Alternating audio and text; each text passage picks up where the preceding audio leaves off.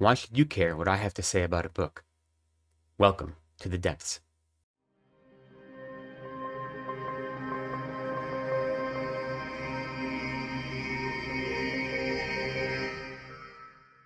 Hello, welcome to Reading from the Depths. My name is Lecton. Thank you for joining me today. I wanted to talk a little bit about book reviews. Since this is a channel that is primarily dedicated to reviewing books, I thought it would be good to talk about my experience of reading reviews as well as writing reviews, what I look for when I read a review, and what I look for when I write a review or give a review. One of the things that got me started thinking about this was earlier in the year, Joe Hill made a comment to the extent of, if you aren't going to leave a 5-star review, then it's better not to leave a review at all. And as you can imagine, this kind of set off a big controversy and there was a lot of blowback. Now, mind you, I didn't see as much blowback from authors, but I did see it from the reader community. And in fact, on Goodreads, all of the authors I follow, I've never seen any of them leave anything besides a 5-star review on others' work. And that's because there is a different purpose to reviews for the creators, which is to say the authors and the publishers, than for the consumers, the readers.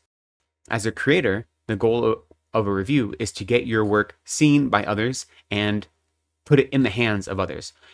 Even taking away kind of the gross capitalism of it all, if you're an artist and you spend all this time and energy creating something, you want people to actually engage with it, to read it, and if they don't know about it, they aren't going to be able to. And there's so much out there to entertain us, to monopolize our time, even in the realm of literature alone, never mind all the other distractions that we fill our lives with, then having a poor review can make it hard for people to take up your work, because there are going to be other books out there that have better reviews than you, and we have limited resources in terms of time and in terms of finances. So if something has poor reviews, then of course, it's easy to understand that many people will look that over in favor of something else that has better reviews. So you can understand the anxiety from the side of the creators. Now, as someone who reads books and who consumes reviews, for me, a review as a reader is not about promoting a book. It's about understanding what the experience of reading that book is going to be. And with that knowledge, then I can decide if that's an experience I want to participate in or not, if I have the time and energy and money to dedicate to that, or if I want to put it elsewhere.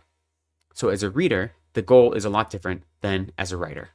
And now in this day and age, we all can be reviewers or critics. And so there's the question, if everyone is a critic, then is real criticism dead?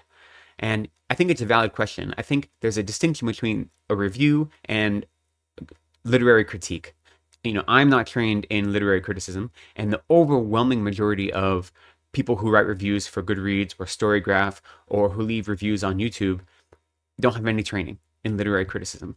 And in fact, of all of the booktube creators that I follow, maybe 2 or 3 have actual training in literary criticism, and the rest are just readers who enjoy reading, who may have many, many years or decades of experience reading, but they don't have training in literary criticism. And I look to those two things differently. There's difference between engaging in an academic critique of a work and reviewing a work. Critique, to some extent, is a little more objective because there's a standard against which it is being compared, and there is a history that it is fitting into. Whereas a review, at least in my opinion, is more about my experience or the reviewer's experience of a story, of a piece of art. We're talking about books here, but the same thing goes for music, for film, for the fine arts. Any kind of subjective artistic medium is experiencing the same situation now, where anyone can leave a review and everyone therefore is a critic.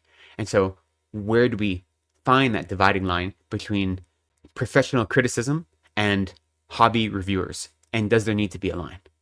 For me, I don't think there needs to be a line, but when I'm engaging in a review as a consumer, I recognize that there's a difference and they fulfill a different role in my life. I think the most important thing, whether you are reading literary criticism or watching booktube reviews from avid fans, is to find a reviewer or a booktuber who you feel comfortable with, and you get to know them, and you get to know what their style of review is and what kind of books they like, what kind of books they don't like. You don't have to agree with all of their preferences, but once you know how they go about reviewing books, then you can line up your expectations based on what they say. So you get to know the reviewer, and by doing that, It doesn't mean you have to like the exact same things they like. It just means you have to have an understanding of what they like and how that compares to what you like. And that is how you can find value in their reviews. So what is my review style? So I'll say right at the top, I don't like giving star ratings. And I do that on Goodreads because it's kind of expected, but I'm not a fan because it changes day to day, you know? It depends on my mood when I'm reading that book. I've looked back at past ratings and realized some of them were probably too high.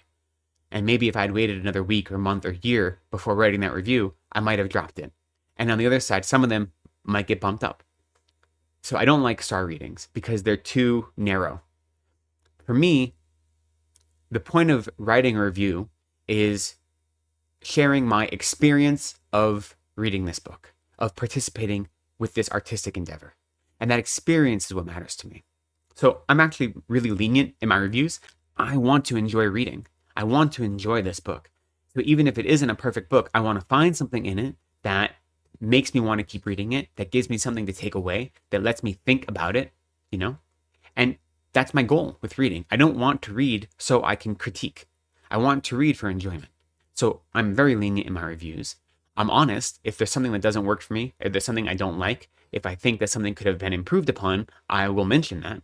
But I'm always looking for something in a story that can pull me in and can keep my attention. And so in that regard, I'm lenient, but I'm honest. So as I mentioned, what I care about is my experience when I read a book. And so for me, that experience is built upon a couple different factors. The first one is going to be the characters. I really have a deep affection for characters. If you have really, really great characters, that can cover a lot of other flaws in your story. For me, I'm not looking for perfect characters or characters who don't have any flaws or who are agreeable all the time. That's not what I mean by a good character. For me, a good character is one who is complicated, who has motives and who has ideas and who feels like they are a real person, or at least a real person for the world of that novel, which may not necessarily be the same thing as a real person in my world. But I want to feel like that character has depth, that character feels real. So characters are generally the most important thing. And then after characters is the actual plot. I want there to be an interesting story. I want it to go from point A to point B, maybe back again. At this point, there aren't many stories that haven't been told. So it's common to see familiar tropes in plot lines come up again and again. But I want to see what an author can do with a familiar plot line to make it feel fresh and new. So we have characters and we have story. Next is the actual writing itself. I do like beautiful writing, but I want the writing to match the story. I want the writing to serve whatever story is being told. So not all novels need this luxurious, very literary style. So it depends on what is being told, what the goal is. But I want the writing to make me feel something. I want the writing to put me in the mood or experience of the book. And of course, I want it to be good writing. I want it to be intentional. With a lot of new authors especially, there's a new author feeling you get from writing when things are overwritten.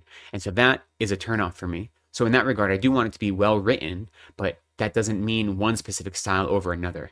It depends on the genre, and it depends on what the book is trying to do.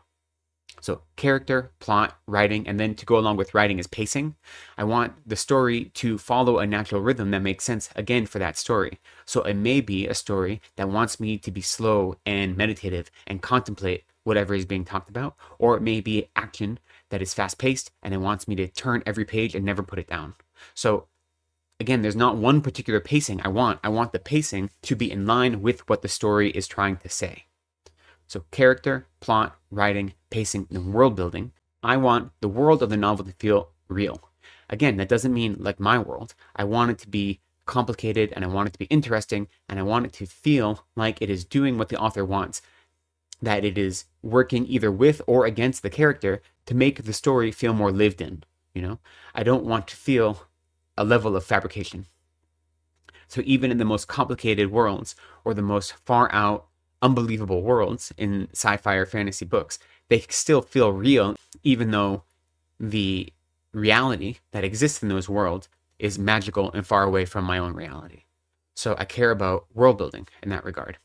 So character, plot, writing, pacing, world building, and lastly, whatever themes or ideas the story is trying to tell. not all stories need to be about something. But if there's some kind of underlying theme or idea that's carried throughout the story, that can often elevate my experience of it, especially because when I read, I'm trying to learn something about myself, and I want to see what the author has to say and how they're using this artistic medium to make a point about something. That point may be simple. It may be, don't worry, be happy. I'm not saying everything has to be complicated, but I'm looking for whatever ideas or themes that the author is playing with and how well they use them to make their point. I want to see if this book feels like it is a history lesson that's teaching me something, or if they're very subtle in the way they incorporate these underlying themes or ideas, and how that affects my reading experience. So those are the most important factors: character, plot, writing, pacing, world building, and then ideas or themes. And as I said, generally, character is the most important to me, but that's not always the case. So they move up and down depending on the genre, depending on the intent of the author, depending on my mood of the day.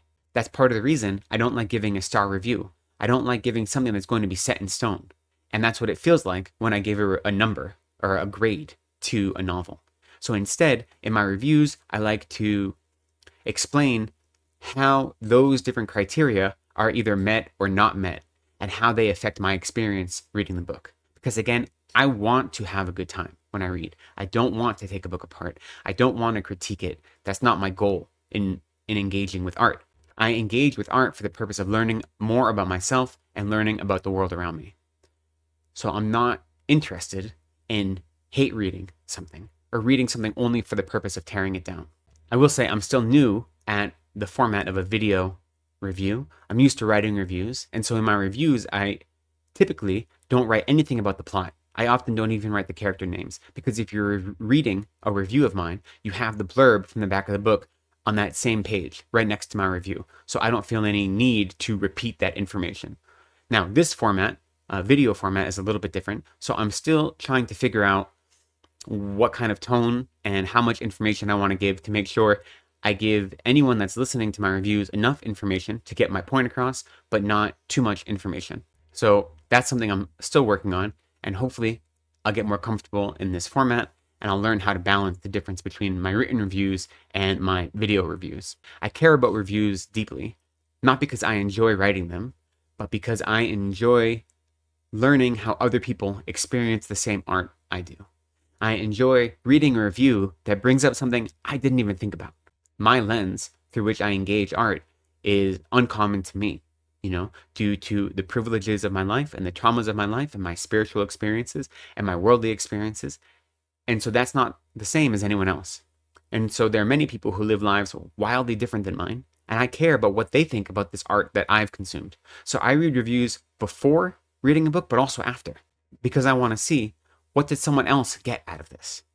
How can someone else's experience enrich my experience? And so I think reviews are a powerful way to do that, and give me a chance to not only see deeper into the art itself, but into other members of the community who are participating in that artistic endeavor, whether as a consumer or a creator. I think that really is it. That's all I have to say about this. I would love to hear your thoughts. Why do you read reviews? Do you actually base your TBR pile on reviews? Or is there something else that you base it on? Do you like writing reviews or not? I would love to hear your thoughts. Please share them down below in the comments. Until next time, thank you for joining me today.